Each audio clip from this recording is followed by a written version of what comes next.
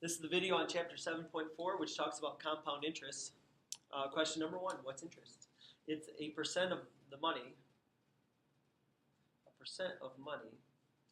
added to the original amount.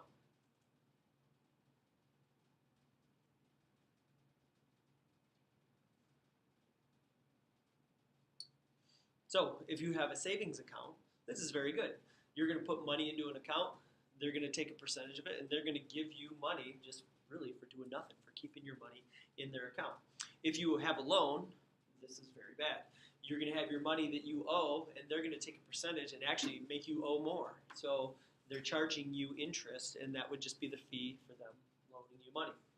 Well, what happens, guys, is that interest starts to compound. And what in the world does it mean for interest to compound? Well, here's a little example. Let's say that I have $100, and this particular account, let's call it a savings account, say that we're earning money, is going to give me 10%. Now that's a lot, but I figured that's just easy money. So if this is going to give me 10% of my money, it's going to pay me 10%. What it's going to do, it'll give me 10% of my money, so that's going to add to that, what would be 10% of $100? $10. So it's going to add, so at the end of this particular month or year or whatever, I would have 100 plus the 10% of my money that the bank gave me, so I would end up with $110.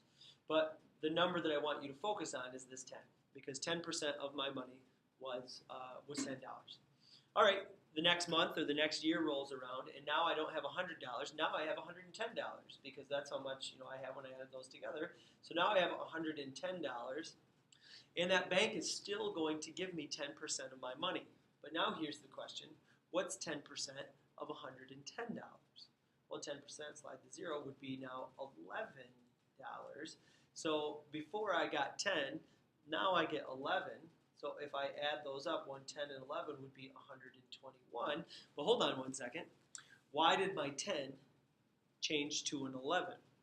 The first year I got $10. This time I got 11. Hopefully it's clear. The 10, this is 10% of my money. In this one, I had more money, so not only did I get 10% of my money, but I also got 10% of the money the bank got me. So what I got interest on the interest that was given to me. So I'll do this one more time. Now I have $121. They're going to add 10%, which would actually be $12.1 or $12.10.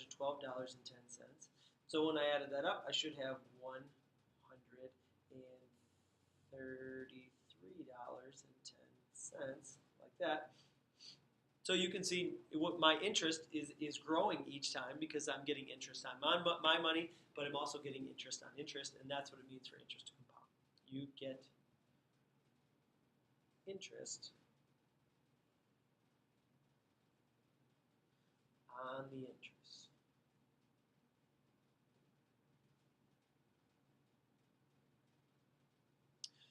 All right, in order to calculate this, there's a formula that we're going to use over and over and over again. Here's how it goes. We have A equals P, and then in parentheses, we're going to go 1 plus R over N to the power of NT. Now I'll slow down one sec because I said that quickly.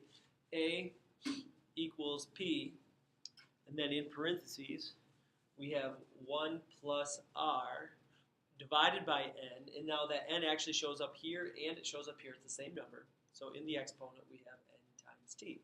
All right, well, what in the world do those letters mean? Let's take a look. A stands for amount. And what I mean by that is your final amount. So at the end of this problem, it should kick out the final amount of money that you have. P stands for principal. Principal, spelled like principal gitular, like that. Principal, that is a money word. That just means what you start with, your starting amount of money. R stands for the rate. That rate is going to be a percent, but it's going to be as a decimal. Percent as a decimal. In other words, if we're getting 25% on our money, I'm not going to write it as 25. 25%, I'm going to slide the decimal and call it 0.25, like that. T stands for time. This is always going to be in years.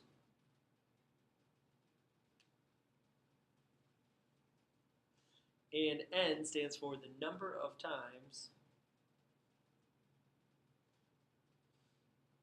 interest is compounded in a year.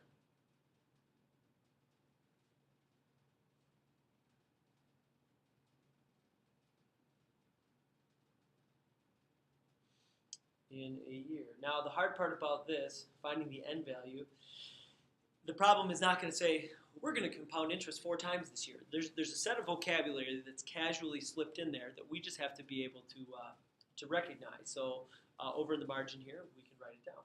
If interest is compounded 1 time per year, we call that annual. Annual interest. That means 1. If they're going to do it twice per year, we're going to call that semi-annual.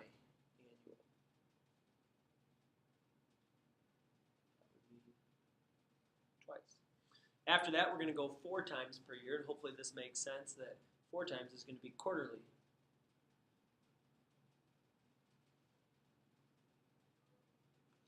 All right.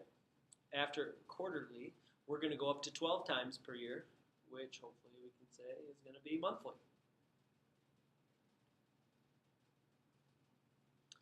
After monthly, we're going to go up to 52 times per year. 52 times per year, hopefully we're clear on that, means weekly. Like so. And then the very last one is going to be 365 times per year. 365 times would be daily. Compound interest every day. Eventually, we're going to talk about what happens if you compound interest, which means put your money back into the account so you can get interest on your interest. What happens if you compound that hourly, minutely, secondly, continuously, all those things? All right, let's look at a few examples, see if we can do this. Let's take a look. It says Sharon wants to have money to give away, so she invests $4,000. So there's one right there. A number that we're going to need. An account with an annual yield, that just means an interest rate of 6.2%. Okay, there's a hint right there as well. She's going to leave the interest in the account. How much will she have after 4 years? And then there's another question, but first let's answer that. So, if I'm looking at my equation up here, let's start with P. P stands for principal, which would be the first amount. I see that there's $4,000 in this account, or that's what we're going to put in. The next thing is a parenthesis, then I have a 1, and then right here, on top of the fraction, we have rate. Now, it's 6.2, and we got to be careful not to put a 6.2 here because we said that's going to be a percent written as a decimal. So I'm going to do the double slide on that decimal point and get 0.062. Divided by, on the bottom, is going to be the number of times we compound. That's going to be n. And if you see this, I see, as I read, I see the word annual right there. That helps me out quite a bit. That means that this is going to be a 1. The n shows up twice, so that's a 1, and this is also a 1, like that. And then I'm going to put a parenthesis there, and I'm going to get times how much time. Oh, it looks like 4 years, so there's going to be a 4 there as well. Now, on your calculator, this can actually be tricky. It can be tricky to punch in the whole thing all at one time, so that's not what I recommend you do. Let's think about this. PEMDAS says we do parentheses first, so I'm going to punch out everything in parentheses, and I'm going to go on my calculator, and I'm going to go 1 plus 0.062 divided by 1, like that. So in my parentheses, that's what I'm going to have, and that's kind of exactly what I thought it was going to be. After parentheses comes exponents. So this is what's in my parentheses. The exponent here is going to be 4. So I'm not going to go times 4,000, parentheses, then exponents. I'm going to go on here and go power 4, like that, and get some wacky number that looks like that. Parentheses, exponents, then multiplication is the last thing. Goes times 4,000.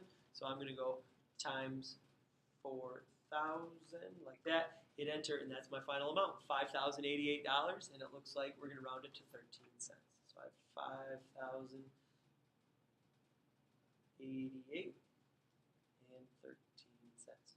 All right, pause it 1 second. Try the second half. See, it said how much would we have if we kept everything the same? So if we kept the dollar amount the same, the annual interest rate the same, the year the same, the only thing we're going to change is that if we compound semi-annually now as opposed to annually. So we're going to do this twice per year. Pause it, see if you can figure it out, or just watch if you're stuck. But it basically looks like this. I have $4,000, I have a 1. My interest rate did not change, so 0.062. Now I'm going to compound it semi-annually. If you know semi-annually over here, that means twice per year. So I'm going to divide by 2. Remember, these numbers match, so if this is a 2, this is also a 2. And I'm going to do that for 4 years, like so. All right, once again, remember parentheses and PEMDAS are what matters, so parentheses and exponents come first. So on my calculator, first let's do the parentheses. I'm going to go 1 plus 0.062 divided by 2, like that. So there's what I have in parentheses. Now I'm going to go exponents, so I'm going to go power. If you look at my paper, there's a 2 times 4, so that's actually going to be an 8. So I'm going to go power 8 and get that wacky number like that. The last thing comes multiplication, so I'm going to go times 4,000 times 4,000 like that, and I have $5,106. $106.57. And at first you're like, yeah, who cares, right? Well, it's kind of interesting actually, because if you look, the interest rate was exactly the same. The dollar amount was exactly the same. The time was exactly the same. The only thing that changed was the number of times that I put my money back into my account in order for me to get interest on my interest. And because I did that, more often here, I earned actually an extra 20 bucks. Hey, I'll take 20 bucks. All right, if you want to try these examples, or we can try them in class when I get back, I do want to show you this very last thing, the effective annual yield. This is the percent you get including interest.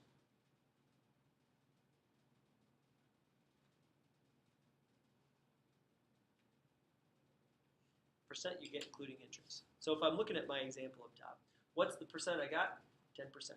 But if we look even after a year, I'm getting $11 as opposed to $10. So I'm getting more than 10%. So now I want to calculate, what are we getting over the lifetime of my loan? If compounding interest actually makes me more money because I'm getting interest on my interest, what is that percent that I'm actually getting? So find the effective annual yield of a 6% account compounded weekly. So here's the way that it goes. You're going to go here, we're going to go 1 plus 6%. Oh, I'm sorry, I'm using that same formula that we used up top. So we're going to use this formula. The only thing that we're going to do is we're going to completely forget about the parts that deal with money. So I'm going to use the second half of the formula. That's how you calculate it. So we're going to go 1 plus. My percent is 0.06 weekly. Well, if this is compounded weekly, I would go over here and grab my weekly number. Oh, that's a 52. So I'm going to divide by 52, and I'm also going to go power 52, like that. Okay? So here's the question. I filled it out, but I want to know what this is asking me. Well, if I put my 6% into an account, but let it get interest on my interest, over the lifetime of a loan, how much am I actually going to get? I know it's going to be better than 6%, so let's check it out. Well, here's what you just punch this out. If I get 6%, now I'm going to compound weekly. Let's take a look at what happens. So on my calculator, I'm going to go parentheses first. I'm going to go 0.06 divided by 52. And I'm going to add 1. Or if you wanted, you could just do the whole parentheses at once. Go 1 plus 0.06 divided by 52. That's what's in the parentheses. You get that number right there. Then we're going to go power 52, like that. And at first you're like, okay, what does that number mean? Well, take a look at this. If I'm looking at this number right here, I'll write it down. I get 1.0617998.2. That's the number that's on there. Well, look at my formula. This one and this one, that's where this 1 comes from. So I can go ahead, I'm going to chop that off. And if I look at this percent right here, this is actually 6.18%. If I slide it over, I get 6.18% is going to be my answer. Well, what are you talking about? Well, just like I showed you up here, on this loan right here, 10% is $10. But when I let interest compound, it actually becomes a larger number. This one right here, I'm giving you 6%. But if I let interest compound over and over and over again, I'm actually going to give you a larger percent, which would be right around 6.18%. All right, try your homework. If you're stuck, I'll help you out when I get back.